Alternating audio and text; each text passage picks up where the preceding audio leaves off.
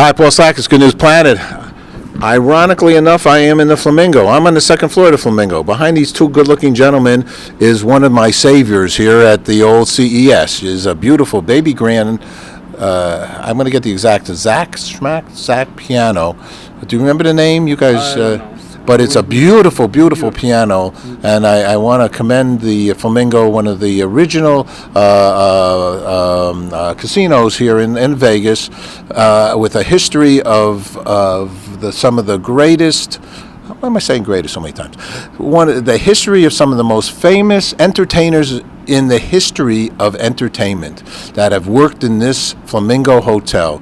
So, with that in mind, and going backwards or going forwards, these two gentlemen are at CES, and they are in the process of creating something that is kind of time machine-ish, okay? That goes backwards a little bit with a push here and a push there, and I am fascinated by what they're doing. They're from France, and your name is? My name is Sashi Jaganaiklu. I'm the CEO of Smart Zeros, the company who started to build this time machine. Your name? My name is Louis X, and I'm half Belgian, half French, and I'm the COO of the Smart Zeros. All right, so we got the two of the leading guys in the company. So give us an idea of what we're talking about and what phase you're in, and however our audience can get involved. Let me know. Let us know. So the time machine is for all these moments that you live and say, oh, that was nice. I wish I could come back to that moment. When that happens with that time machine you wear on yourself, you'll be able to just leave the moment and touch it when you realize it's done and come back to the last 42 seconds. Yeah, that's kind of confused. I can start again, but that's the point of the time machine. All right, so we're going to go, the wedding. No, not going to start again. No, Yeah. a wedding, so it was a glorious moment for somebody. Yeah. And it just so happens it's our anniversary. And then our anniversary on 20 years later, so 20th anniversary, we want to remember that day. Okay, so you have around my years, I have your time machine or whatever you're going to call it, and I press it, and the next thing I know, I'm saying my vows to my lovely wife. Would that possibly happen? Yeah, the thing is, you have to anticipate that moment in your case, but in our case, you just live the moment and you value the moment after living it. So once you said, oh, this moment was really great, I just wanted to record it. And once you say, oh, it's too late. No, with today's solutions, smartphone camera, it is too late. If you didn't anticipate the moment, it is too late. But with our time machine, you just have to press the button and say, okay, how much time do I want to go back in time? If it's only 42 seconds, one push. If you want to go 10 minutes, 15 minutes, 20 minutes, you press it longer and you go back and record everything as long as you want to. For the last 40 minutes, 40 You can seconds, go up 50? to 16 hours if you have to. You're going to say to me that by pushing this, I can go back to the last 16 hours, so that when I had a nice lox and bagel over at my buddy's house, and I went to Trader Joe's to get some nice lox. I got a nice lox, and a little cream cheese, and a little onion, and a little tomato, and then some more good things, which we're not going into in life. And so I can go back and push on my on the time machine, and for at least 16 hours. If a lot of pushing, how long do I have to push to get 16 hours? Do you think? I mean, yeah. It's a matter of couple seconds. It's just, so to make it clear, the time machine works in two times. So it's all about recording, but recording closely to what you experience. So it's not, so you have to, it's just you wear it, and when something happens, you touch it. So it saves the last 42 seconds or more. Then later on, you said... What do you mean saves? It physically, literally holds on to that information? So is this a recording device? So it's a recording device. But Okay, now we're getting closer. Yeah. So it records exactly what you heard. That's the first step. Well, like a we've done. recorder. Yeah. Yeah, but no. The typical recorder records it in mono. Okay, so if you hear back with earphones, you have a mono signal, so the same signal in both ears. Here, we record in 3D audio, which is also called binaural sound.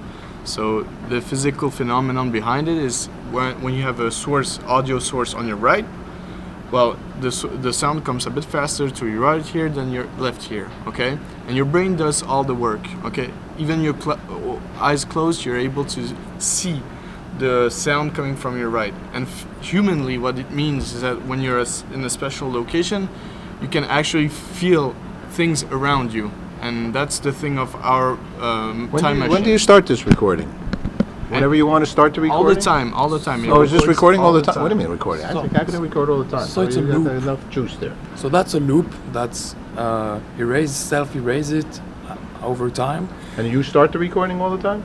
So So would I you- ever start recording right now, and then I record for 10 hours, like right now, on whatever That's- you've Exactly. created? Yeah, exactly. And then when I'm in the mood to hear what I just did to the last 10 hours, I would push the button. no, it's so if you record, Trying to if you, catch up here. Of yeah, course, if that you is keep quite if you keep complicated. if you keep the 10 hours, it's gonna be 9 hours of crap probably, and Speak for yourself. You have a very No, but- interesting life. yeah. But I mean, every time something nice happens, you just press it because so what when you press, just what happened before is saved. It's protected from erasement. Else everything is all gonna. right, so it's a... So you don't So- have a ton of footage that's useless.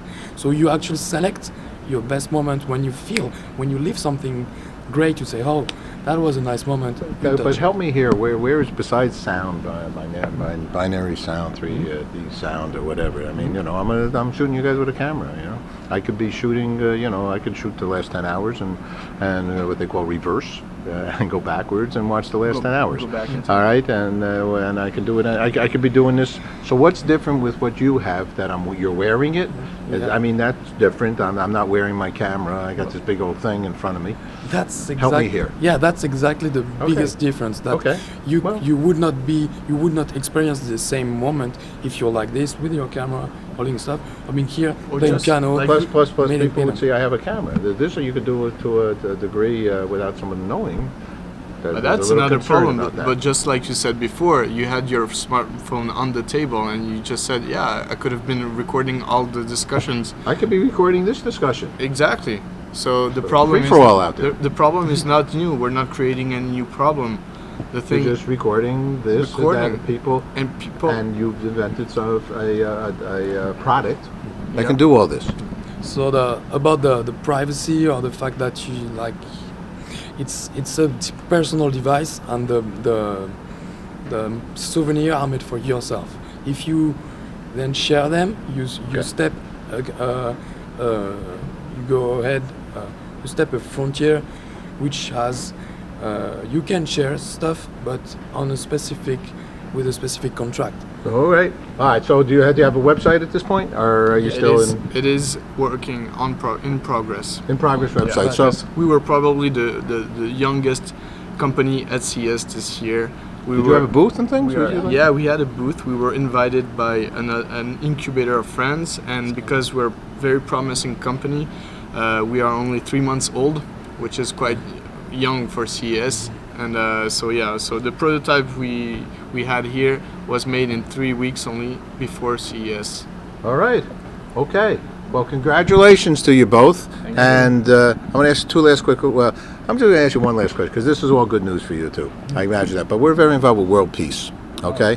And the International Day of Peace. And the International Day of Peace is September 21st.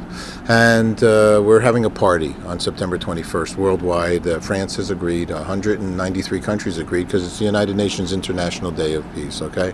And I am so sorry that France had problems in this and last month or so, whenever that occurred. And unfortunately, we all have problems on a daily basis everywhere in the world in certain situations. However, the good news is that they're small and they're minimal compared to the most of the world is at peace. Because if not, we'd really be in trouble. So it's a minimal amount. So I focused on what does peace mean to people and what does peace mean to you. So if you care to, I ask thousands and thousands of people, what does peace mean to them? Do you care to share what peace means to you? Peace for me is freedom of interacting together by being yourself, not with no judgment, no preconceived idea of what the other is. You just open-minded, and this with open-mindedness you can understand, and there is no racism, there is no ostracization of the others. So for me, peace is just being able to sit here with yourself and with the others without conflict. That's my Merci, monsieur. A world in real peace for me is where everyone is happy. Like a lot of people talk about freedom, but I mean, what's worth being free if you're not happy? What's worth of not being racist if you're not happy? I mean, the final thing of everyone is to be happy. But the thing is, how do we get to be happy? And there's a lot of people trying to focus on that notion of happiness and how to quantify and qualify happiness. And there was a UN report on that in 2015, and I began reading it. It's really interesting because they define happiness on if it's only a punctual state of mind or if it's a general state of mind, and how do we get to happiness. And I mean, there's a lot of work doing in that direction. So for me, a world of peace is a world where everyone is happy. Either they're poor, rich, big, tall, small, whatever. As long as everyone is happy, that's peace. Both of you guys had great thoughts. Thank you for sharing them, and I'm lucky that we had a moment to share this happy time. Thanks. Thank you. Thank you.